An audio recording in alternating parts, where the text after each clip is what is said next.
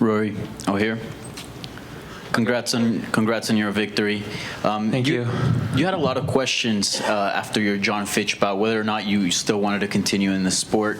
Now that you fought again, you entered this fight with a lot of confidence. But did you confirm anything in there?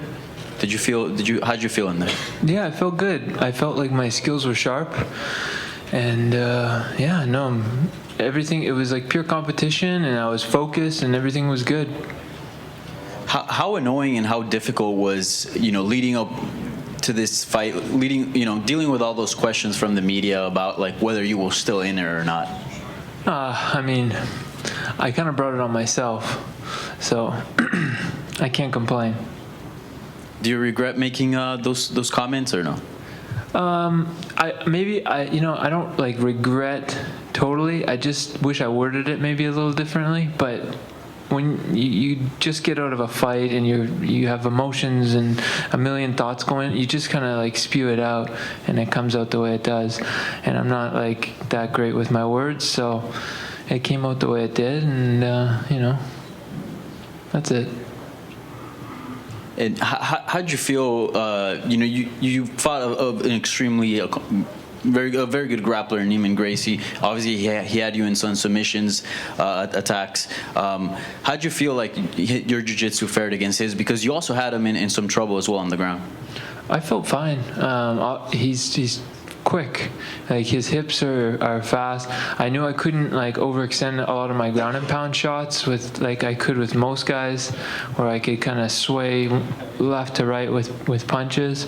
I really had to stay balanced with my shots, because he could take my back, he could hip out and get arm locks, triangles. So I really had to be a little bit conservative on top. But I felt pretty good. I mean, I honestly think I dominated the ground besides his submission attempts. Rory, what kind of confidence does that give you, though, going forward? I mean, you just went toe-to-toe with the Gracie for 5 rounds, largely grappling in a fight, and came out on the winning end pretty decisively.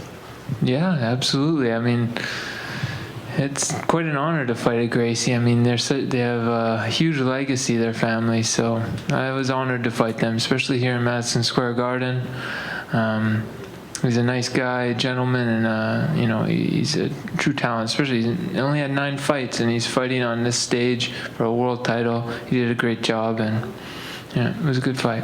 How's your health right now? Do you feel, like some of those leg locks seem like, he's wrenching legs and stuff, but you're good? No, I'm good. I actually hurt myself more than he hurt me, really. When I hurt my elbow in John Fitch, so when I would do something, I would kind of re-aggravate it, but it doesn't seem to be too bad. But I have to take some time and heal some things up after back-to-back fights and training camps.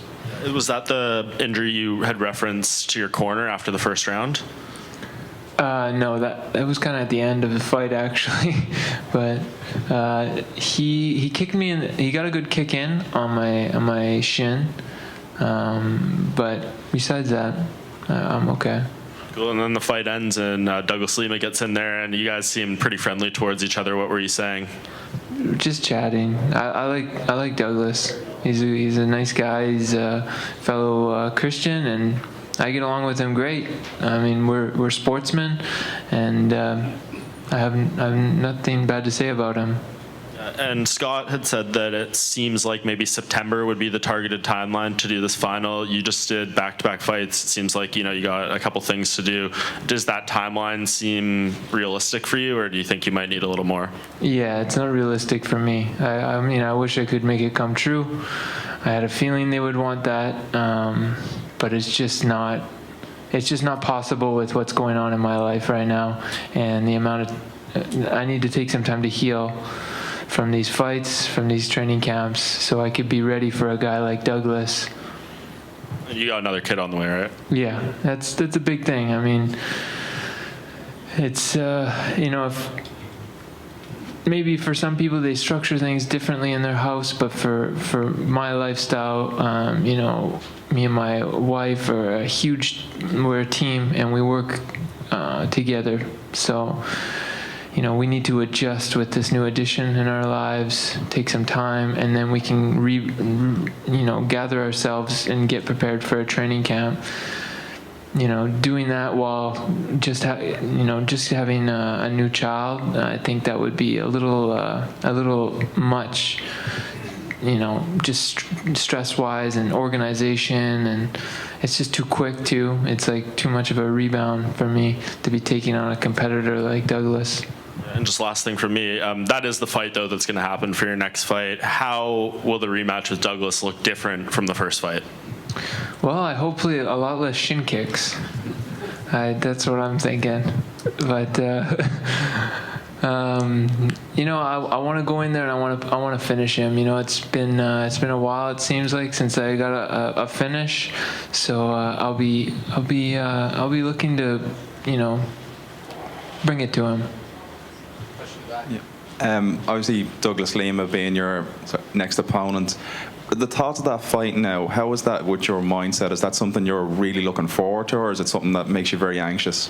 I didn't catch what you said. Something? Sorry, I said with Douglas Lima being your next opponent, and with everything you've gone through in the build-up to this fight, does the thought of that fight get you excited? Does it make you anxious? How do you feel about that going forward?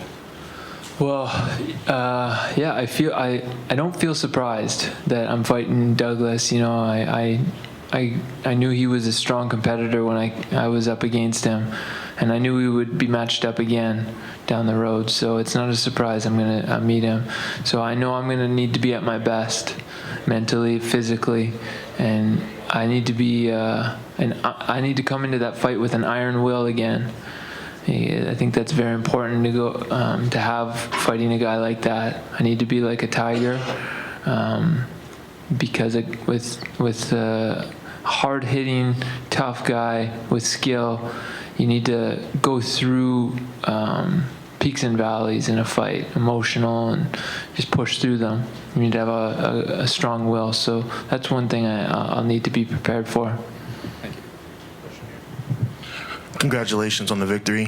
Thank you. You mentioned that you're a Christian, as am I. I wanted to ask you a question about your faith as it pertains to the fighting game. Yeah. Considering the fact that you are a Christian and a person of faith, how does that tie in when it comes to the fighting aspect? Obviously, you're able to do both. You're able to carry your faith and believe in what you believe, as do I. But when you're in there, it's a tough sport and you're trying to hurt the other guy. How do you balance that and make sure that you come out on the other side, just continuing to believe in what you believe in?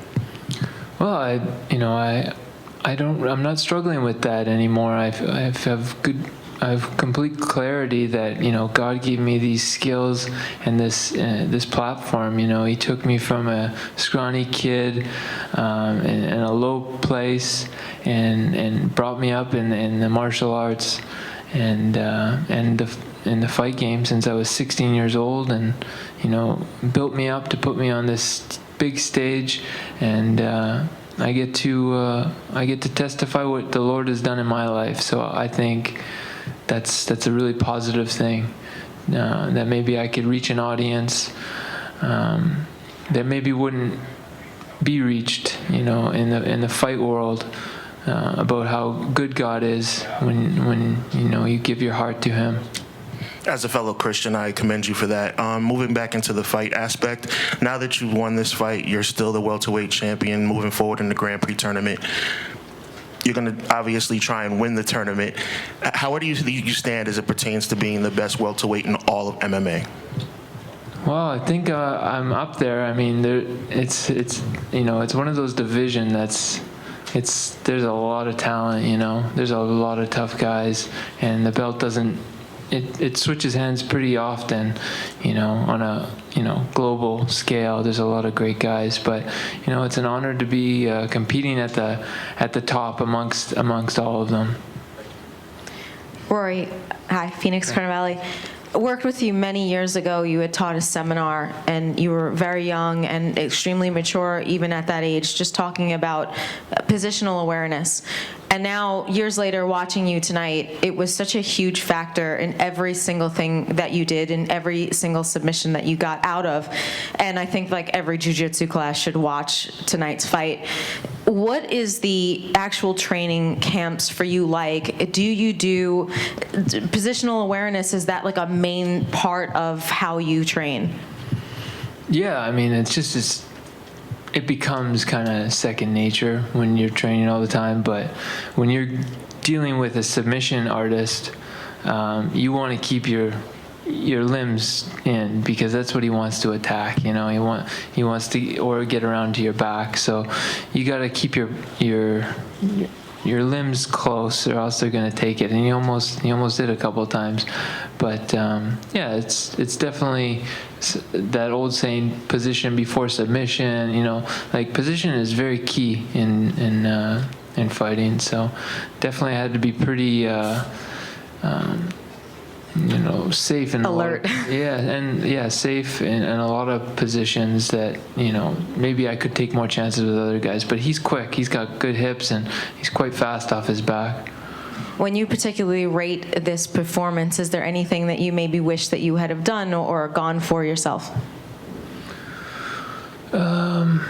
Obviously looking back, I feel I wish I could have pulled the trigger on the stand-up a little more, but his timing was kind of freaking me out a little bit. I wasn't used to it. Just kind of had this weird slow fast strange style. I wasn't really used to timing, so that's one thing I think I could have improved on. Last question, Josh. Hey, Rory, congratulations. So September is not in the timetable. When do you think you would be ready?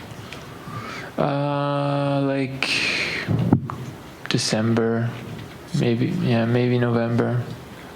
Did you prove anything to yourself tonight off of the Fitch result and all the discussion that came after that? Did you prove anything to yourself tonight? Yeah, I just feel like everything I felt like after I prayed and spent some time to apply fighting to all the new changes in my life. I just feel it's true. I don't need to struggle with that. I can continue with how great life has changed and move and apply that to my career, and just be happy doing it. Thank you. Thanks.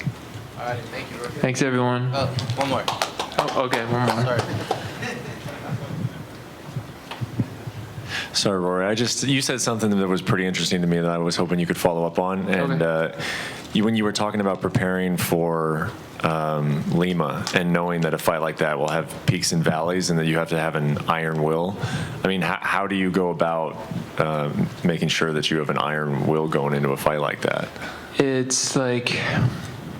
It's when you're training every day, you have to kind of have the eye of the tiger.